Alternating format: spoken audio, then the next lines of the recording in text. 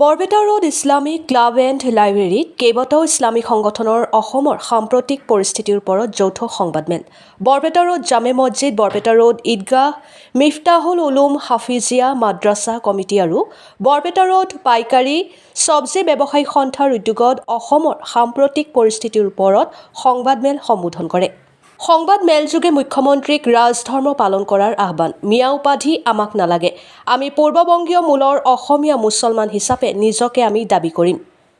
Chairman আলীয়ে কৰা মন্তব্য। মিয়া শব্দ অৰ্থ ভাল আৰু সন্মানীয় বিপৰীতে চেয়াৰমেন আলীৰ সেয়া নিজা মতামত। তেওঁ চৰৰ ৰজা, তেওঁৰ সিদ্ধান্তই সৰ্বসন্মত সিদ্ধান্ত নহয় বুলি মন্তব্য বৰপেটা ৰোড ইছলাম সংগঠনৰ সমূহৰ।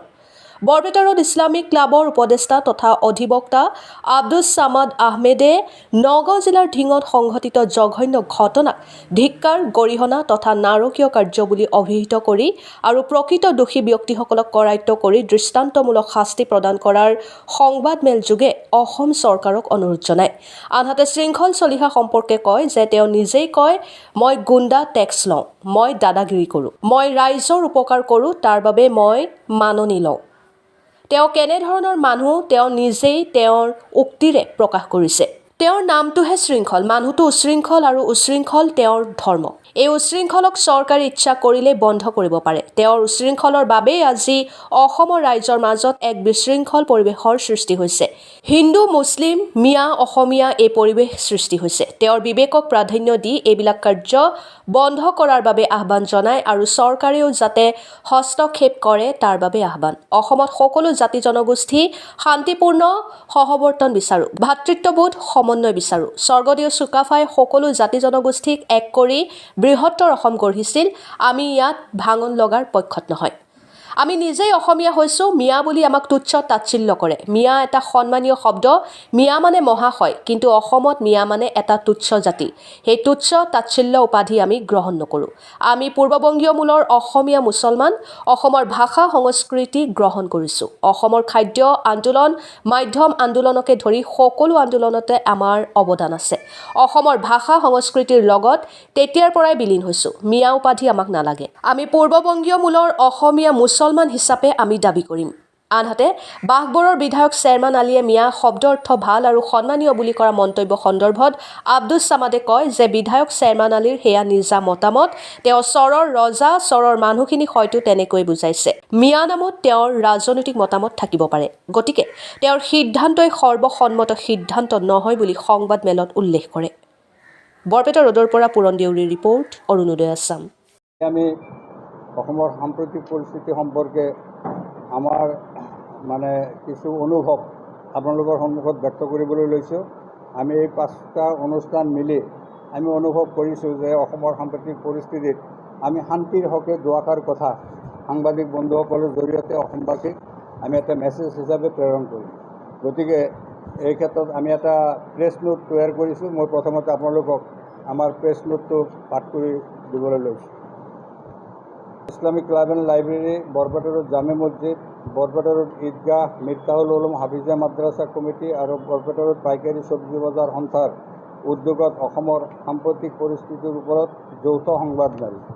পূৰ্ববংগীয় মূলৰ মুছলমানসকলে অসমৰ ভাষা সংস্কৃতি গ্ৰহণ কৰি নিজকে অসমীয়া বুলি পৰিচয় দি অসমৰ উন্নয়নৰ হকে প্ৰাণ আহুতি দিয়া স্বত্বেও কিছুমান ৰাজনৈতিক নেতা আৰু সংগঠনে আমাক তুচ্ছ তাচ্ছিল্য আৰু অমানসিক অত্যাচাৰ কৰাটো অতিকৈ দুখজনক।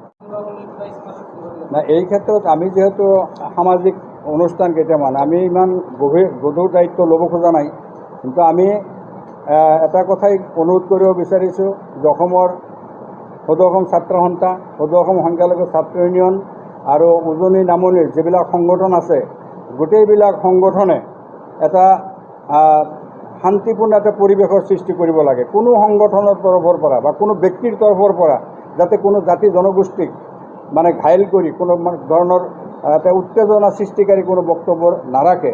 বা কিছুমানে ছ'চিয়েল মিডিয়াত কিছুমান যুৱক আছে, সেইবিলাক যুৱক আমাৰো আছে, তেওঁলোকে চেঙেলীয়া কিছু যুৱক আছে, তেওঁলোকৰ বুদ্ধিবৃত্তিৰ খুব নাই, এনেই নিজৰ অলপ দাদাগিৰি টাইপৰ কথা বাৰ্তা কৈ ভাল পায়, তেওঁলোকেও তেনেকুৱা হৈছে, তেনেকুৱা কিছুমান উক্তি দিয়ে ছ'চিয়েল মিডিয়াত। তাৰ পৰিণতি কি হ'ব সেইবিলাক চিন্তা নকৰে।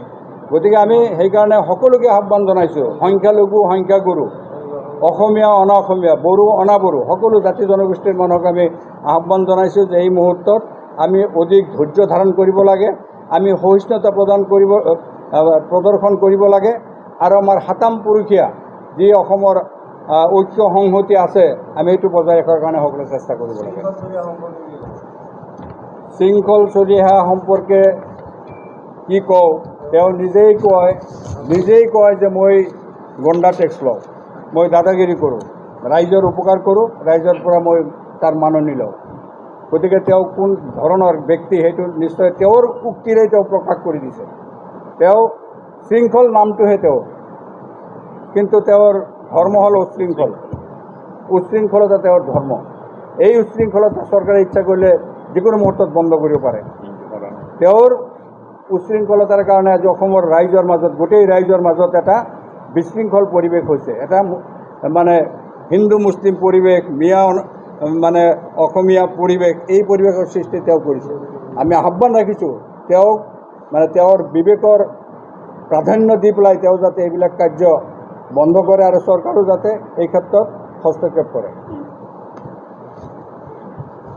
চব্জি বজাৰ পাইকাৰী চব্জি বজাৰ সন্থাৰ সভাপতি আছে, তেনেকুৱা কোনো সিদ্ধান্ত লোৱা নাই, আৰু যদি কোনোবাই তেনেকুৱা সিদ্ধান্ত ল'ব বিচাৰে আমি সেইটো হ'বলৈ নিদিওঁ। আমি তেওঁলোকক বুজাই পৰাই হ'লেও যিকোনো কেপাচিটিত আমি তেওঁলোকক সন্মান কৰাম, যাতে এই ধৰণৰ উজনি নামনি এই পৃথক ভাৱৰ এটা সৃষ্টি নকৰে। গতিকে এইবিলাক হঠকাৰী সিদ্ধান্ত এইবিলাকত আমি নাই, আমি ইয়াৰ বিৰোধিতা কৰোঁ। হ'ল যে আমি শান্তি বিচাৰোঁ, আমি উচ্ছৃংখল ভাল নাপাওঁ।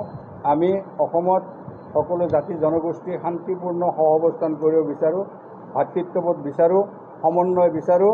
স্বৰ্গদেউ চুকাফাই সকলো জাতি জনগোষ্ঠীৰ মানুহক একত্ৰিত কৰি বৃহত্তৰ অসম গঢ়িছিল। আমি ইয়াত ভাঙোন লগাৰ পক্ষত নহয়, আমি নিজে অসমীয়া হৈছোঁ।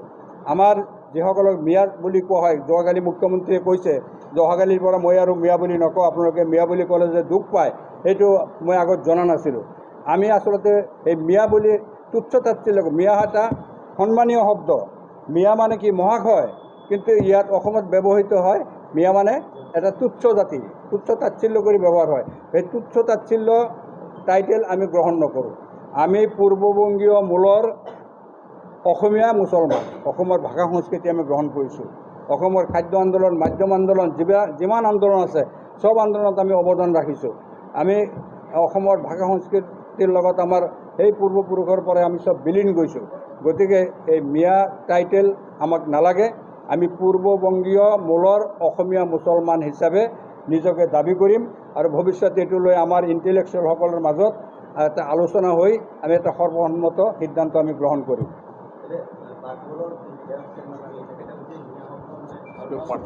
এইটো বাগবৰৰ বিধায়ক চাহাবৰ সেইটো নিজা মতামত। তেওঁৰ কিজানি এই মিয়া নামত তেওঁৰ কিবা ৰাজনৈতিক মুনাফাও থাকিব পাৰে। তেওঁ চৰৰ ৰজাটো, গতিকে সেইখিনি মানুহক তেনেকৈ তেওঁ বুজাইছে কিজানি।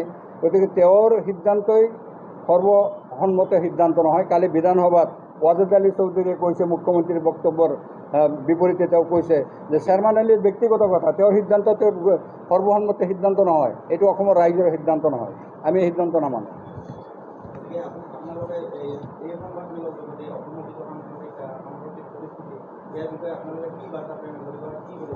আমাৰ বাৰ্তা হ'ল শান্তিৰ বাৰ্তা। আমি সকলোকে পুনৰাই কৈছোঁ, আগতেও কৈছোঁ, এতিয়াও কওঁ যে অসমৰ যিবিলাক সংগঠন আছে, আছু আমছু আদি কৰি যিবিলাক জাতীয়তাবাদী সংগঠন আছে, সংখ্যালঘু সংগঠন আছে, সকলোবিলাক সংগঠনক অসমৰ উন্নয়নৰ হকে, অসমত শান্তি শৃংখলা স্থাপনৰ কাৰণে, অসমত সকলো জাতি জনগোষ্ঠীৰ মাজত সমন্বয় স্থাপন কৰাৰ কাৰণে যাতে তেওঁলোকে ভৱিষ্যত কাৰ্যপন্থা গ্ৰহণ কৰে। যিখিনি হ'ল, আমি যাতে আৰু আগ নাবাঢ়োঁ, সকলোৱে যাতে শান্তি কামনাৰে শান্তিপূৰ্ণ সহাৱস্থানৰ কাৰণে সকলোৱে যাতে কাম কৰোঁ, কোনেও যাতে উত্তেজিত হ'ব পৰাকৈ কোনো ঘটনা সংঘটিত নকৰে, তাৰ কাৰণে আমি অসমবাসীক বিনম্ৰভাৱে অনুৰোধ জনাইছোঁ। আৰু চৰকাৰক আইনৰ শাসন বলবৎ কৰি, ৰাজ ধৰ্ম পালন কৰি, সকলো জাতি জনগোষ্ঠীৰ মানুহক মানে সমদৃষ্টিৰে চাই যাতে অসমখন আগুৱাই লৈ যায়, তাৰ কাৰণে অসমৰ মাননীয় মুখ্যমন্ত্ৰীক আমি মানে বিনম্ৰতাৰে তেখেতক আহ্বান জনাইছোঁ। আমি লিখিতভাৱে আপোনালোকক জনালোঁ। এতিয়া যদি আপোনালোকৰ কিবা সুধিবলগীয়া আছে সুধিব পাৰে। কথাটো হ'ল যে অসমত বৰ্তমান যিটো এটা মানে অগ্নিঘৰ বা এটা পৰিস্থিতি হৈছে, এই পৰিস্থিতিটো আমি মুঠেই ভাল পোৱা নাই। আমি এই পৰিস্থিতিৰ অৱসান বিচাৰিছোঁ। উজনি অসমত যিবিলাক ঘটনা সংঘটিত হৈ আছে খুবেই দুখজনক। এজন ব্যক্তিয়ে বা দুজন ব্যক্তিয়ে কিবা এটা অপৰাধ কৰিছে, তাৰ কাৰণে কোনো এটা জাতি, কোনো এটা জনগোষ্ঠী দায়ী দোষী হ'ব নোৱাৰে। গতিকে আজি হিংসাই প্ৰতিহিংসাৰ সৃষ্টি কৰে, আপোনালোকে জানে। উজনিত তেনেকুৱা ঘটনা হৈছে, ক'ৰবাত নামনিত কোনোবাই কিবা এটা কৰি দিলে এটা ডাঙৰ এটা মানে বেয়া এটা অৱস্থালৈ গতি কৰিব। গতিকে আমি সকলোকে সংযত হোৱাৰ কাৰণে আহ্বান জনাইছোঁ। আৰু আপাৰ আছামত যিবিলাক সংগঠনে এইবিলাক ঘটনা সংঘটিত কৰিছে, আমি তেওঁলোকক বিনম্ৰতাৰে অনুৰোধ জনাইছোঁ যে শান্তিৰ স্বাৰ্থত, অসমৰ জনসাধাৰণৰ ভাতৃত্ববোধ সমন্বয়ৰ স্বাৰ্থত আমি যাতে সকলোৱে মিলা প্ৰীতিৰে চলিব পাৰোঁ। তেখেতসকলে যাতে উজনি অসমত যিবিলাক কাৰ্য সংঘটিত কৰিছে সেইবিলাক বন্ধ কৰে, আৰু যিসকলে দুখ কৰিছে, দায়ী দোষী, তেওঁলোকৰ বিৰুদ্ধে কঠোৰতম শাস্তি আমি কামনা কৰিছোঁ। আমি জুডিচিয়েল ইনকুৱাৰী কৰি আমাৰ ধিং হত্যাকাণ্ডৰ লগত বা ধৰ্ষণ কাণ্ডৰ লগত যিসকল জড়িত আছিল তেওঁলোকক চৰম শাস্তি দিয়াটো আমি বিচাৰিছোঁ। লগতে অসমত যিবিলাক প্ৰতিদিনেই যিবিলাক হত্যা ধৰ্ষণ এইবিলাক কাৰ্য সংঘটিত হৈ আছে, এইবিলাকৰো মানে তদন্ত হ'ব লাগে আৰু দোষী ব্যক্তিসকলৰ দৃষ্টান্তমূলক শাস্তি হ'ব লাগে। এনেকৈ যদি হৈ থাকে তেনেহ'লে অসমৰ পৰিস্থিতি আৰু ভয়াৱহ হ'ব। অসমত আমি মানে লজ্জানত হৈ আমি জীয়াই থাকিব লাগিব অসমবাসী। গতিকে আৰু আমাৰ যিসকল শ্ৰমিক কাম কৰিবলৈ গৈছিল, এই শ্ৰমিকসকলক যিজন আমাৰ বিজেপিৰ সভাপতি ময়ূৰ বৰগোহাঁই, তেওঁ তেওঁৰ সতীৰ্থসকলক লৈ এই মানুহখিনিক ৰাতি 10:30 বজাত 24 তাৰিখে গৈ পেলাই আক্ৰমণ কৰি যেনেকৈ বৰ্বৰভাৱে মাৰপিট কৰি তেওঁলোকক মানে পিঠি ফালি দিছে, তেওঁলোকে তাৰ পৰা কোনোমতে জীৱনটো লৈ পলাই আহিছে। এই ক্ষেত্ৰত ময়ূৰ বৰগোহাঁই যিহেতু এজন চৰকাৰী পক্ষৰ মানুহ, তেওঁৰ বিৰুদ্ধে প্ৰশাসন কঠোৰ এতিয়ালৈ হোৱা নাই। আমি দাবী কৰিছোঁ যে তেওঁ যিবিলাক ঘটনা সংঘটিত কৰিছে আৰু তেওঁ কি কৰিছে, এই আমাৰ শ্ৰমিকসকলৰ যিখিনি ন্যায্য প্ৰাপ্য, তেওঁ স্কিল ডেভেলপমেণ্ট প্ৰজেক্টৰ এটা কামত শ্ৰমিকসকলক লগাইছিল। সেই টকাখিনি অনাদায় হৈ আছে। গতিকে এই টকাখিনি যাতে দিবলগীয়া নহয়, তাৰ কাৰণে তেওঁ এই আপাৰ আছামৰ ঘটনাৰ লগত সুৰ মিলাই এই ঘটনাটো সংঘটিত কৰিছে। গতিকে তেওঁক অতি শীঘ্ৰে আটক কৰিব লাগে আৰু দৃষ্টান্তমূলক শাস্তি তেওঁক দিব লাগে বুলি আমি আজিৰ এই প্ৰেছ মিটৰ জৰিয়তে আহ্বান জনাইছোঁ। কোনটো এইটো কিছু ৰহস্য আছে, এইবিলাক ৰাজনৈতিক কথা। আমি শুনক, সাংগঠনিকভাৱে যিখিনি কথা আমি ক'ব পাৰিম, এই কথাখিনি আমি যিহেতু কেইটামান অনুষ্ঠান, শান্তিপূৰ্ণ অনুষ্ঠান ইয়াতে বহিছোঁ, ধৰ্মীয় অনুষ্ঠানো আছে, গতিকে আমি সেই হিচাপে মানে উত্তৰটো দিব খোজা নাই। কিন্তু ইয়াত আছে, ইয়াত আমি কণ্ট্ৰল কৰিব পৰা এটা ছিটুৱেশ্যন আছে। অসমত যিহেতু এখন গণতান্ত্ৰিকভাৱে নিৰ্বাচিত চৰকাৰ আছে, ইচ্ছা কৰিলে তেওঁলোকে এইবিলাক কণ্ট্ৰল কৰিব পাৰে।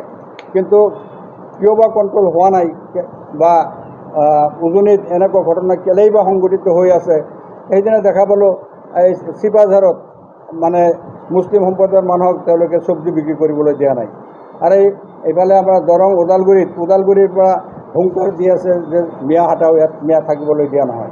এইবিলাক কাৰ্য যিসকলে কৰে, চৰকাৰ বা প্ৰশাসনে তেওঁলোকৰ বিৰুদ্ধে উপযুক্ত ব্যৱস্থা যদি গ্ৰহণ কৰে, দুই এটা ঠাইত তেওঁলোকে যদি শাস্তিমূলক ব্যৱস্থা দিয়ে, তেনেহ'লেতো আৰু ঘটনা সংঘটিত নহয়।